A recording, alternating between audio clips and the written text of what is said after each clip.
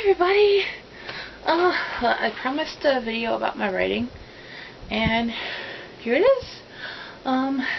Mentioned in my last video that I was supposed to have a deadline of the 31st of May, which was yesterday, and I didn't quite do it. So I'm giving myself 2 more weeks. I'm giving myself to the 14th to bust out the rest of this book and get the first draft completely done. All of my notes and stuff, as well as a ton of just blank paper, is in here. I've got it all divided up and everything. And according to my outline, I have about 6 chapters left to write. So it's not bad. I tried getting some more of my handwritten stuff typed up today, but it didn't work so well. It was just too nice out, and we had the dog out, and if I sit too long, my knees start to hurt. So I had to get up every once in a while and run around with the dog, or try to run around with the dog. And then I started looking at books on Amazon and building up my wish list. So that was nice and distracting. But I think I got that all out of my system. I don't have to work too early tomorrow, so I'm going to get up early and I'm going to bust out the rest of what I have handwritten, and then I can just keep typing from there and hopefully get it all done and busted out. So in the next 2 weeks. Some have asked what my story is about, and I can't really give too much away without getting all spoilery, so I was trying to give you as best of a Cliff Notes version as I can. My story is actually about an old role-play character that I used to use all the time when I would do stories and stuff with my friends online. And I've always wanted to turn that character into a story character. And so I'm drawing from all sorts of influences, books that I've read, TV shows and movies that I like, and some of the influences of the role plays that my friends and I put together. In fact, the villain is inspired by a character that was from a friend of mine, and I asked permission if I could use the general idea of this character, and of course I would credit him for my inspiration for it, but I wouldn't do a direct carbon copy. I would pull some of my own influences from it. But I really can't talk about that particular character without getting spoilery, because it's kind of complicated, and he's not really all bad, but that remains to be revealed. In the first book, he has good intentions on his mission of why he's destroying the lives of these people in this town, but it's just the way he goes about doing it. The fact that he's like making people ill is, you know, the wrong way to do it. But yeah, so my main character is a young lady by the name of Tara, and like I said, she was an old roleplay character, and I've kind of developed her backstory a little bit more through my notes and everything and writing this. I have changed some things since the roleplay days, so that's been interesting. And the story starts in the first book. She is about to start college. She just graduated high school, and she's going to college in this tiny little small town that I made up. And before she starts school, though, she goes down and spends the summer with her grandmother, who also lives in this town. Now, her mother isn't thrilled about it because she doesn't get along with Grandma very well. And through a series of events, Tara finds out why. She finds out that she is the descendant of a long line of witches. There's women in her father's family, and Mummy doesn't like that very much, and did not want her daughter to learn any of that. So she tried very hard over the previous 18 years of Tara's life to keep her as far away from Grandma as possible. And obviously that just made Tara want to visit her more. So total backfire. And so she moves down there and she gets a summer job. Gran owns a little shop in town, a little gift store. And they have to work together and stop what is happening in the town. And at the end of it, Tara has to make a decision.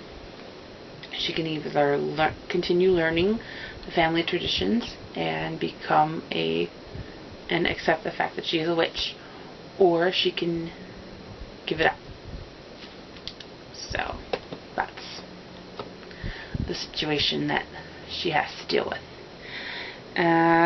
So far I have notes in my head and a little bit on paper for at least 7 stories in this series.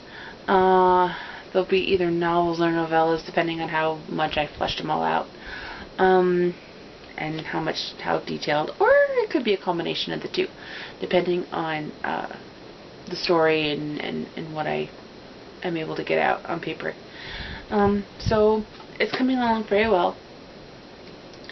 I think there are some scenes in this first draft that I am going to have to rewrite because of the fact that I started it during Camp NaNoWriMo, and so probably the good first half of it or so, at least the first third, which was written during camp, is rambly mess.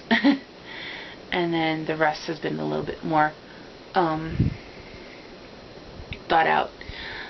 There are some scenes that I'm not good at writing yet, and I will have to refine them some more in coming drafts, but you know, that's why you edit and do that stuff, I guess, to make it better.